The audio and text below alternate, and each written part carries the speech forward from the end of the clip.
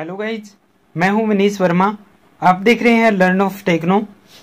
Dear friend, आज ही हमारा थ्योरी का सेशन है जिसमें हमारा थर्ड लेसन चल रहा है। उसके हम क्वेश्चन आंसर कर रहे हैं। पीछे की एक क्लास हमारी हो चुकी है, आज ये क्वेश्चन आंसर की सेकंड क्लास है, तो इसको हम देख लेते हैं। अगर आपने इससे पहले की क्लास नहीं देखी है तो डिस्क्रिप्शन में लिंक दिया हुआ है, वहाँ से आप पहले का वीडियो देख सकते हैं।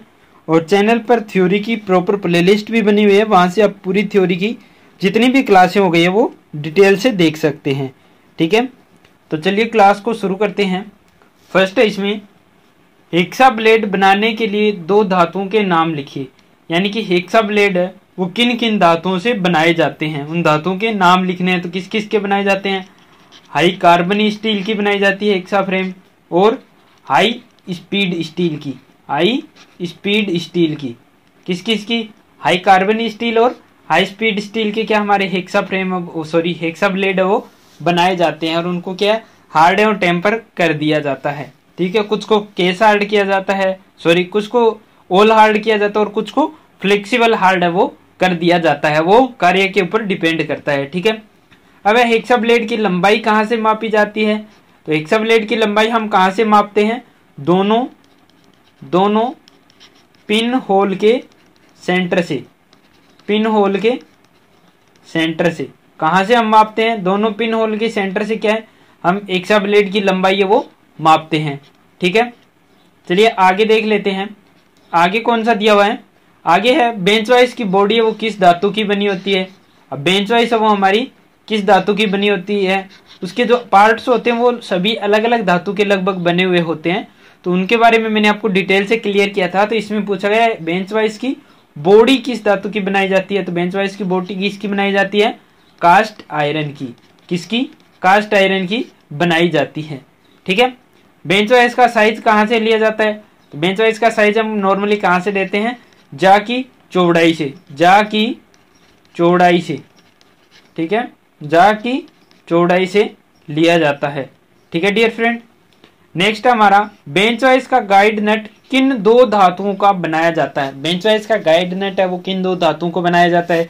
जैसे कि इसमें नॉर्मली जो बनाया जाता है, अगर सीधा पूछ लिया जाए कि बेंच वाइज का गाइड नट किस धातु का बनाया जाता है, तो गन मेटल का। किसका? गन मेटल का। प्रायोरिटी किसको देंगे? गन मेटल का देंगे। लेकिन इसके अलावा और किस धातु का बनाया जा सकता है? तो इसके अलावा और बनाया जा सकता है कास्ट आयरन का। किसका? कास्ट आयरन का। ठीक है डियर फ्रेंड, कास्ट आयरन का भी हम क्या है, बॉक्स नट या गाइड नट है वो बना सकते हैं, या फिर गन मेटल का बनाया जाता है।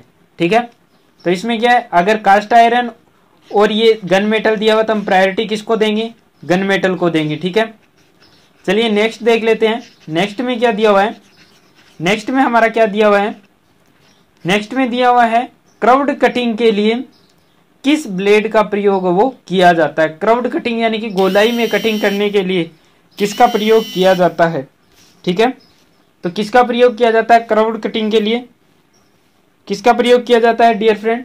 कर्व्ड कटिंग के लिए किया जाता है हम फ्लेक्सिबल ब्लेड का। फ्लेक्सिबल कौन सी होती है? ऑल हार्ड और फ्लेक्सिबल हार्ड दो प्रकार के हमारे ब्लेड रहते हैं। तो क्या फ्लेक्सिबल हार्ड ब्लेड का यूज हम करते हैं। किसका? फ्लेक्सिबल हार्ड ब्लेड का यूज है वो किया जाता है। ठीक है, नेक्स्ट है हमारा, नेक्स्ट क्या है, आमतौर पर हेक्सा ब्लेड द्वारा लगाए गए कट की चौड़ाई ब्लेड की मोटाई से अधिक होती है। इसका कारण बताओ। अब जो नॉर्मली हम क्या हेक्सा ब्लेड के द्वारा कटिंग करते हैं तो उसमें क्या कट की जो चौड़ाई रहती है वो क्या ब्लेड की मोटाई से क्या थोड़ी ज्यादा ही रहती है। यानी कि ब्लेड की चौड़ाई अगर इतनी है तो कट की कितनी रहेगी? इतनी रहेगी। और वो किस वजह से रहती है, उसका रीजन क्या है, उसका कारण क्या है? तो उसका कारण क्या है, वो चौड़ा जो स्लॉट बनाती है वो किस वजह से बनाती है? दांतों की सेटिंग की वजह से। दांतों की सेटिंग की वजह से क्या है, वो अधिक चौड़ाई में क्या है स्लॉट बनाती है। ठीक है, तो इसका आंसर क्या हो जाएगा? दांतों की सेटिंग के कारण है वो आमतौर पर ब्लेड है वो क्या है चौड़े कट की जो चौड़ाई होती है वो ब्लेड की मोटाई से अधिक होती है। ठीक है, नेक्स्ट है जिस फ्रेम में एक ही साइज का ब्लेड फिट किया जाता है उसे क्या कहते हैं। यानी कि जिस फ्रेम में एक ही साइज का ब्लेड फिक्स किया जाता है तो वो कौन सा होगा? सॉलिड हेक्सा फ्रेम होगा। नॉर्मली सी बात है, कौन सा होगा? Solid hexa frame. कौन सा होगा? Solid hexa frame. ठीक है, अगर एडजस्टेबल हेक्सा फ्रेम होता तो उसमें क्या रहता? उसमें हम अलग अलग साइज के ब्लेड है वो फिट कर सकते हैं। सॉलिड हेक्सा फ्रेम में क्या कर सकते हैं, एक ही साइज का ब्लेड फिट कर सकते हैं, लेकिन जो एडजस्टेबल हेक्सा फ्रेम हमारा रहता है उसमें क्या हम अलग अलग प्रकार के हेक्सा फ्रेम है वो यूज कर सकते हैं। ठीक है, तो सॉलिड हेक्सा फ्रेम में क्या होगा, एक ही साइज के ब्लेड फिट रहेंगे, और वही क्या है इसमें पूछा गया है। ठीक है, नेक्स्ट देख लेते हैं। नेक्स्ट में क्या दिया हुआ है, नेक्स्ट है हमारा 9 नंबर।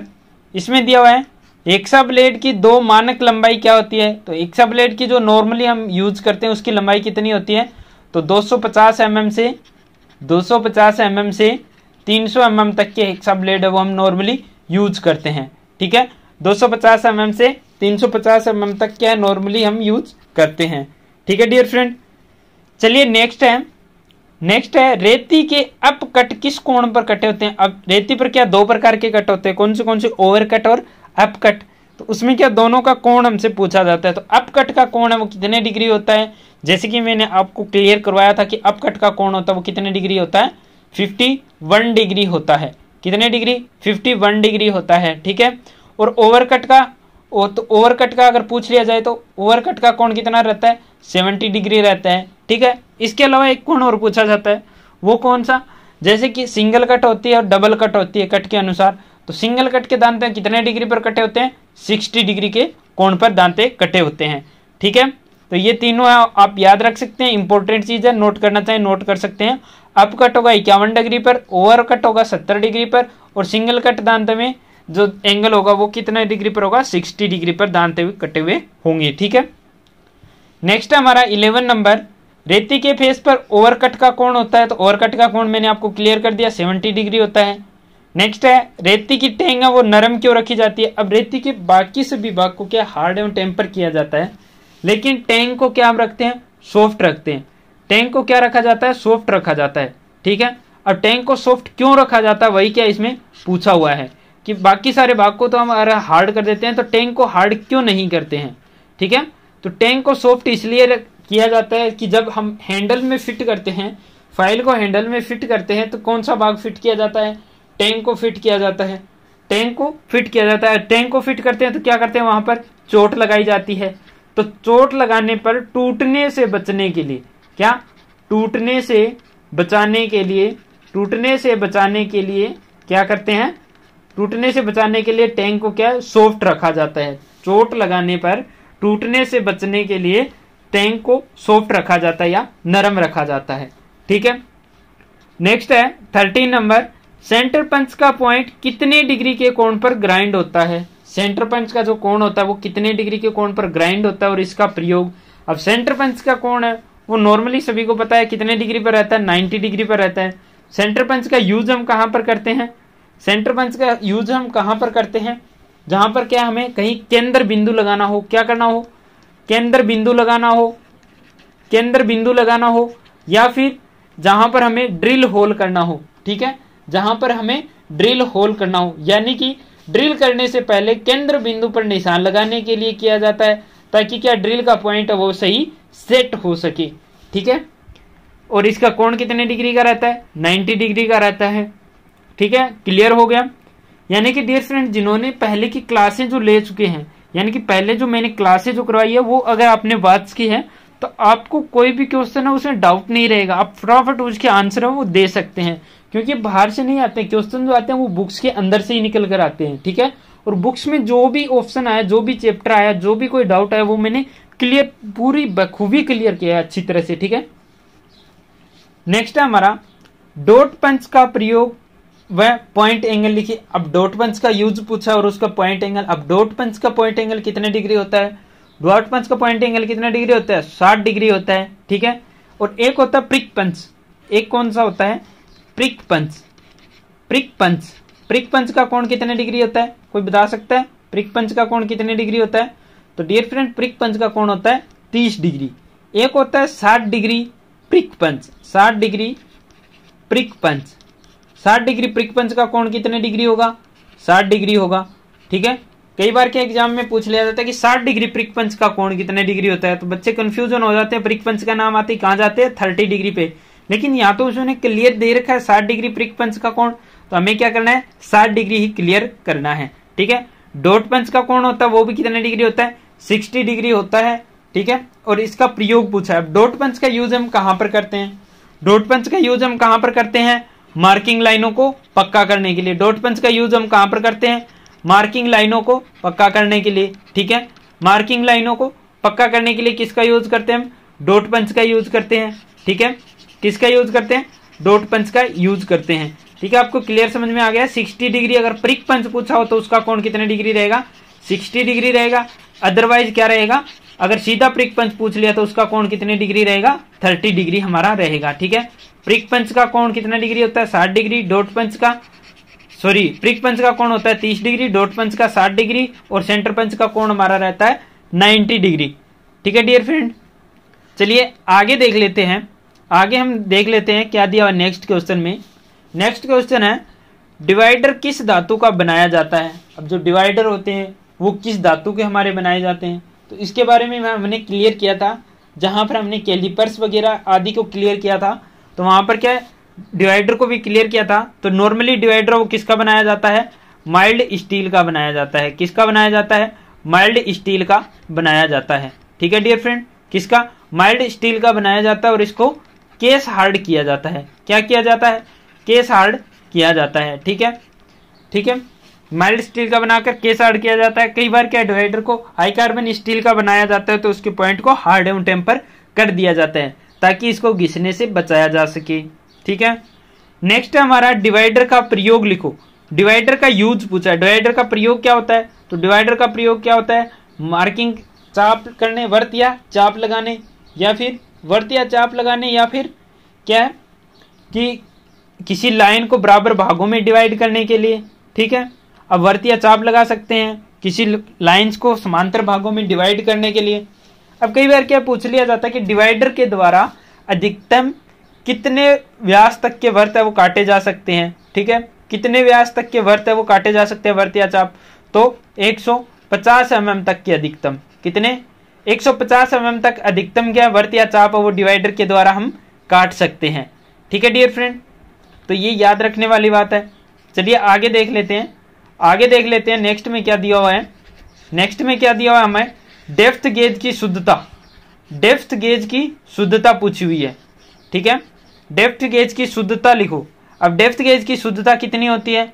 जो हमारा डेप्थ गेज होता है उसकी शुद्धता हमारी कितनी रहती है? 0.001 mm रहती है। कितनी रहती है? 0.001 mm हमारी डेप्थ गेज की शुद्धता है वो रहती है। Sorry dear friend, sorry. Depth gauge की जो शुद्धता रहेगी वो मीट्रिक में 1/2 mm रहेगी। मीट्रिक में 1/2 mm रहेगी और ब्रिटिश में 1/64 इंच रहेगी, ठीक है। 1/64 इंच रहेगी, ठीक है। ये थोड़ा सा गलत हो गया है। डेप्थ गेज की शुद्धता कितनी रहेगी? मीट्रिक में 1/2 mm और ब्रिटिश में 1/64 इंच रहती है, ठीक है। तो ये आपका क्लियर रहेगा, ठीक है। नेक्स्ट है फाइल का ग्रेड क्या है? फाइल का ग्रेड यानी कि फाइल का ग्रेड है वो किसे कहते हैं? रेती का ग्रेड किसे कहते हैं? तो फाइल का ग्रेड किसे कहते हैं? फाइल पर प्रति वर्ग सेंटीमीटर में दांतों की संख्या को क्या कहते हैं? फाइल का ग्रेड कहते हैं। यानी ये 1 वर्ग सेंटीमीटर है, इसके अंदर जितने दांतों की संख्या उसको क्या कहते हैं हम?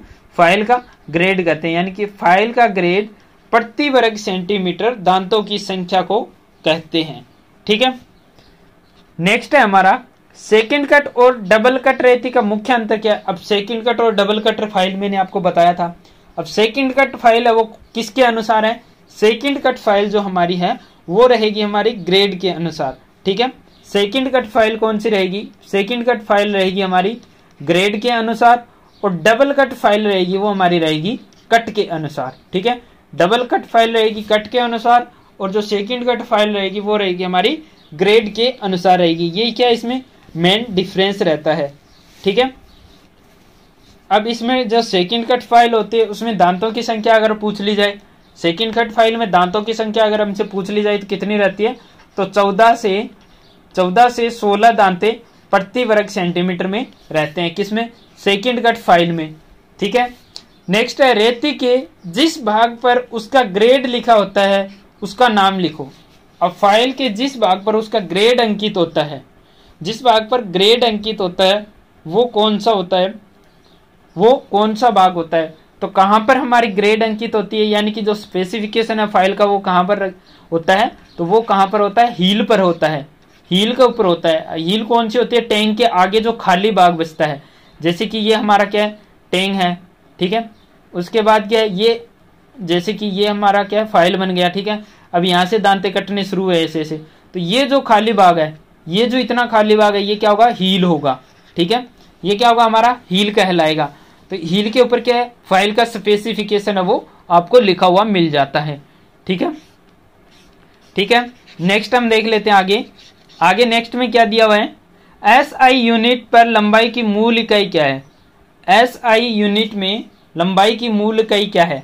एसआई स्टैंडर्ड यूनिट में मूल इकाई पूछी है, मूल इकाई पूछी है। तो एसआई यूनिट में मूल इकाई क्या रहेगी, हमारी मूल इकाई क्या रहेगी, मीटर रहेगी। क्या रहेगी, मीटर, ठीक है। लंबाई की एसआई यूनिट पूछ ले तो क्या रहेगी, मीटर रहेगी। और ब्रिटिश प्रणाली में मूल की इकाई, जैसे कि नेक्स्ट क्वेश्चन ही दिया हुआ है, ब्रिटिश प्रणाली में लंबाई की मूल इकाई क्या रहेगी, तो इसमें क्या रहेगी, गज रहेगी। क्या रहेगी, गज रहेगी। ये हमने जो पहले ऊपर पीछे की क्लास में जो क्वेश्चन किए थे उनमें भी 2 बार ये प्रश्न पूछा हुआ था।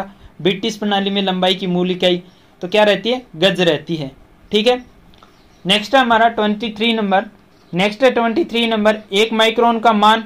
तो 1 माइक्रोन का मान नॉर्मली सभी को पता रहता है, कितना रहता है, 0.001 mm रहता है। कितना, 0.001 mm कितना होता है, 1 माइक्रोन होता है। 0.001 mm के बराबर क्या होता है, 1 माइक्रोन होता है, ठीक है। चलिए आगे देख लेते हैं 24 नंबर में। 24 नंबर में देख लेते हैं क्या दिया हुआ है। 24 नंबर में क्या दिया हुआ है, इसमें दिया हुआ है वाइस क्लैंप किस धातु के बनाए जाते हैं। जो वाइस क्लैंप होते हैं, अलग अलग टाइप के वाइस क्लैंप जो रहते हैं वो किस धातु के बनाए जाते हैं। तो नॉर्मल सी बात है, वाइस क्लैंप किस लिए यूज किए जाते हैं, जो हमारे वाइस क्लैंप जो यूज किए जाते हैं वो किए जाते हैं नरम और जो फिनिश पार्ट होते हैं उनके ऊपर जो जा प्लेट होते हैं उनके निशान लगने से बचाने के लिए, या उनकी फिनिशिंग खराब होने से बचाने के लिए, शुद्धता बनाए रखने के लिए तो वाइस क्लैंप यूज किए जाते हैं। अब इसके लिए वाइस क्लैंप यूज किए जाते हैं तो इसके कार्य के अनुसार किस धातु के बने हुए होने चाहिए, नरम धातु के। किस धातु के बनाए जाते हैं, नरम धातु के बनाए जाते हैं, जैसे एल्यूमिनियम, कॉपर, ठीक है, आदि के बनाए जाते हैं। किस क्या चीज, वाइस क्लैंप। ये अलग अलग टाइप के होते हैं, जैसे कि फ्लैट क्लैंप है, हाफ राउंड है, वी है, यू क्लैंप है, अलग अलग टाइप की क्या है ये शेप में मिल जाते हैं, ठीक है। नेक्स्ट है हमारा 25 नंबर, वी ब्लॉक किस धातु के बनाए जाते हैं। वी ब्लॉक जो हमारे होते हैं वो किस धातु के बनाए जाते हैं। अब वी ब्लॉक जो रहते हैं नॉर्मली पूछा है इसमें, वैसे कार्य के अनुसार अलग अलग, जैसे टूल रूम के लिए अलग होते हैं, वर्कशॉप के लिए अलग टाइप के होते हैं, उनको हम आगे की क्लासों में गहराई से पढ़ेंगे। लेकिन अभी क्या पूछा है, वी ब्लॉक किस धातु का बनाया जाता है। तो नॉर्मली हमने क्लियर किया था कि वी ब्लॉक होता है वो किसका बनाया जाता है, वी ब्लॉक होता है वो किसका बनाया जाता है, क्लोज ग्रेन कास्ट आयरन। किसका बनाया जाता है, क्लोज ग्रेन कास्ट आयरन का हमारा वी ब्लॉक है वो बनाया जाता है, ठीक है। किसका बनाया जाता है, क्लोज ग्रेन कास्ट आयरन का वी ब्लॉक है वो बनाया जाता है, ठीक है। नेक्स्ट देख लेते हैं, नेक्स्ट क्वेश्चन देख लेते हैं। इसमें क्या दिया हुआ है, नेक्स्ट में दिया हुआ है हमारा हैंड हैमर किस किस धातु के बनाए जाते हैं। हैंड हैमर है वो किन किन धातुओं के बनाए जाते हैं। तो हैंड हैमर को हम किस किस धातु से बना सकते हैं, कास्ट स्टील से बना सकते हैं, पीतल से बना सकते हैं, जो मेलट होता है वो हार्ड लकड़ी के बनते हैं, लेदर के भी बनाए जाते हैं। तो हैंड हैमर है वो किस धातु के बनाए जाते हैं, तो कास्ट स्टील के बनाए जाते हैं। नॉर्मली हमें क्या लिखना होता है, कास्ट स्टील को करेक्ट करना होता है, ठीक है डियर फ्रेंड। नेक्स्ट हमारा मार्किंग ऑफ टेबल का प्रयोग लिखो। अब मार्किंग ऑफ टेबल का यूज क्या रहता है, मार्किंग ऑफ टेबल का यूज क्या रहता है उसके बारे में पूछा गया है। तो मार्किंग ऑफ टेबल का यूज हमारा क्या रहता है, मार्किंग ऑफ टेबल का यूज हमारा रहता है मार्किंग करने के लिए। मार्किंग ऑफ टेबल का प्रयोग हम किस लिए करते हैं, मार्किंग करने के लिए। उसके ऊपर क्या हम जॉब को रख कर क्या उसके ऊपर मार्किंग कर सकते हैं। वहां पर क्या वी ब्लॉक भी रख सकते हैं, हम एंगल प्लेट भी रख सकते हैं। तो वहां पर क्या उसको हमारे जॉब को क्या उससे सहारा मिल जाता है, ठीक है। नेक्स्ट हमारा जेनी कैलिपर का दूसरा नाम। तो ये कल भी क्या 2 बार हमारा क्वेश्चन आया था, आज फिर से ये क्वेश्चन आ गया कि जेनी कैलिपर के दूसरे क्या नाम होते हैं। तो जेनी कैलिपर के दूसरे क्या क्या नाम होते हैं, जैसे कि 3 नाम और होते हैं इसके, जेनी कैलिपर का दूसरा नाम क्या रहेगा?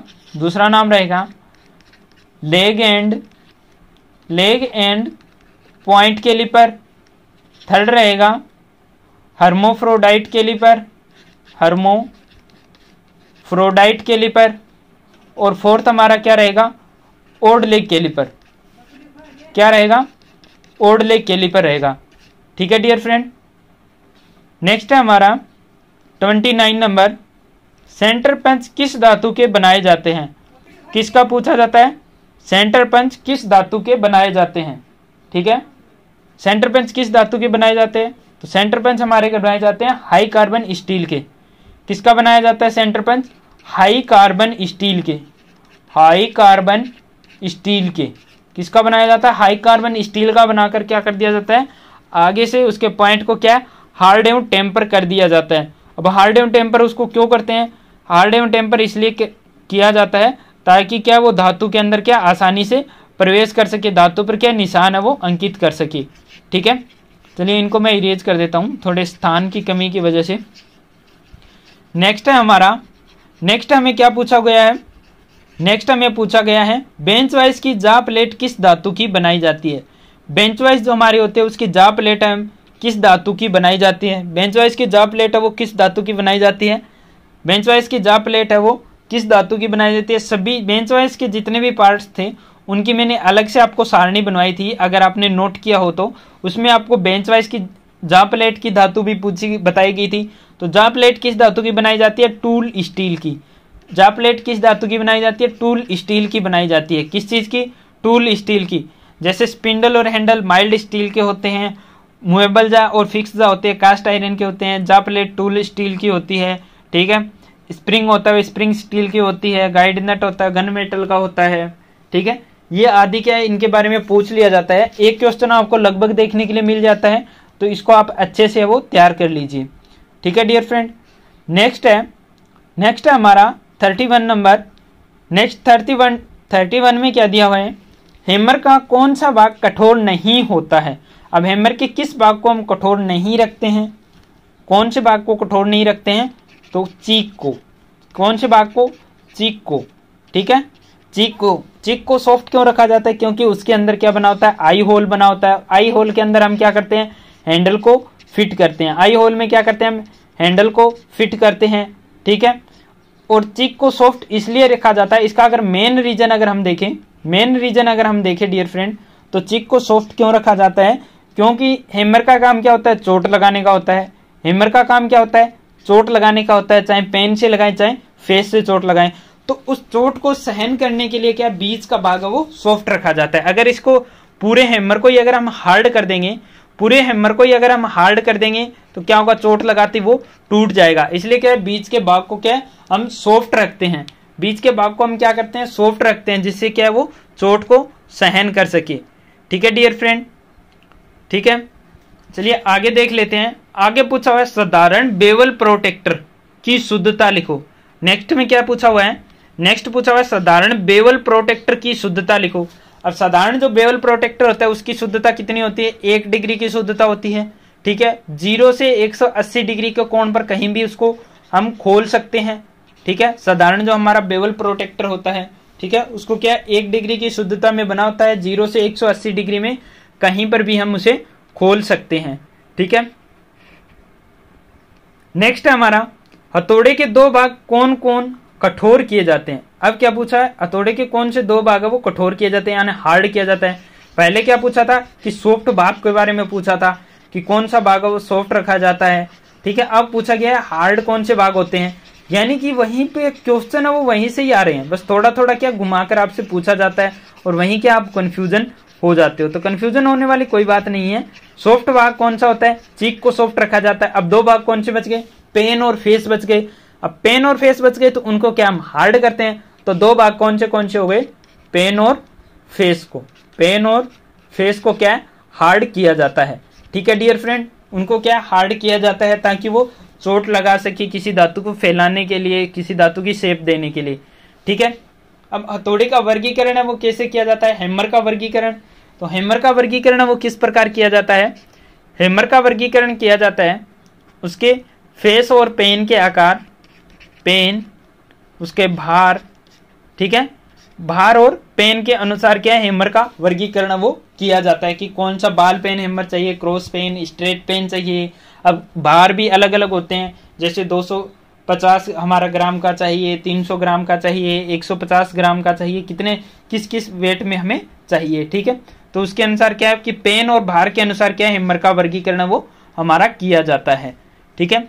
चलिए आज का नेक्स्ट और लास्ट क्वेश्चन देख लेते हैं, 35 नंबर देख लेते हैं। इसमें क्या है, चित्र लेवल भागों के नाम लिखिए। अब क्या है, इनमें हैमर दिया हुआ है, हैमर के सभी पार्ट्स के नाम लिखने हैं, सभी पार्ट्स के नाम लिखने हैं। तो ए में क्या दिया हुआ है, ए में किसको दर्शा रहा है, ये ए किसको दर्शा रहा है, आई होल को, किसको दर्शा रहा है, आई होल को ए हमारा प्रकट कर रहा है, ठीक है। ए किसको दर्शा रहा है, आई होल को दर्शा रहा है। बी, अब बी ये कौन सा भाग होता है, ये हमारा होता है चीक। कौन सा भाग होता है, चीक होता है, ठीक है, जो क्या होता है बीच से सॉफ्ट रखा जाता है, जो सॉफ्ट भाग होता है वो कौन सा होता है, चीक होता है, ठीक है। अब सी में कौन सा है, सी में कौन सा है, सी है हमारा पेन। पेन के अनुसार ये कौन सा, अगर पेन के अनुसार अगर हम देखेंगे कि कौन सा हैमर है, तो कौन सा हैमर हमारा बाल पेन हैमर है, ठीक है, क्योंकि इसका पेन का आकार किस आकार में, गेंदनुमा है, ठीक है। डी हमारा क्या है, डी हमारा क्या है, फेस है, डी क्या है, फेस है, डी क्या हमारा फेस है, ठीक है डियर फ्रेंड। और अब रह गया हमारा ई, ई क्या है हमारा हैंडल है, क्या है, ई हमारा हैंडल है, ठीक है डियर फ्रेंड। ए हमारा हो गया आई होल, बी हमारा हो गया चीक, सी हमारा हो गया पेन, डी हो गया फेस और ई हो गया हैंडल, ठीक है। तो आज की क्लास में बस इतना ही। वीडियो अगर आपको अच्छा लगता है तो ज़्यादा से ज़्यादा आप इसे शेयर कर दीजिए, और अगर आप न्यू व्यूअर हैं, चैनल सब्सक्राइब नहीं किया तो सब्सक्राइब कर लीजिए। याद रखिए हर शाम 8 बजे आपको मिलेगा एक नया वीडियो ओनली हमारे चैनल पर। और इसके अलावा एक नया चैनल भी हम लेकर आने वाले हैं, वहाँ पर क्या रहेगा कि पूरी डिटेल से आपको एक एक चीज़ देखने के लिए मिल जाएगी। जैसे क्या होता है कि कई बुक्स ऐसी होती है जिनमें क्या सभी बुक्स में कुछ एक पॉइंट अलग अलग होते हैं, तो स्टूडेंट वहाँ पर क्या कंफ्यूजन हो जाते हैं कि कौन सा करेक्ट है, कौन सी बुक हमारी करेक्ट है। तो आपको टेंशन लेने की आवश्यकता नहीं है, वो जो हमारा चैनल आएगा उसमें क्या सारे डाउट्स आपके क्लियर रहेंगे, ठीक है। यानी कि उसमें जो आपको चीज़ें जो बताई जाएगी वो बिल्कुल करेक्ट रहेगी। जैसे कि निम्मी की बुक्स है, रॉयल की है, अरिहंत की है, इंग्लिश की है, जितनी भी बुक्स हैं सभी बुक्स का मिलान करके, सभी बुक्स को मैच करके, और जो बिल्कुल करेक्ट आंसर रहेगा वही आपको उस वीडियो में देखने के लिए मिलेगा। तो जैसे ही वो चैनल अवेलेबल होगा आपको बता दिया जाएगा, आप उसे भी सब्सक्राइब कर लीजिए। और अगर आप कंपटीशन लेवल की तैयारी कर रहे हैं तो यकीन मानिए आप कंफर्म है कि आप अपने लेवल को फाइट कर जाएंगे, ठीक है। Thanks for watching and bye bye.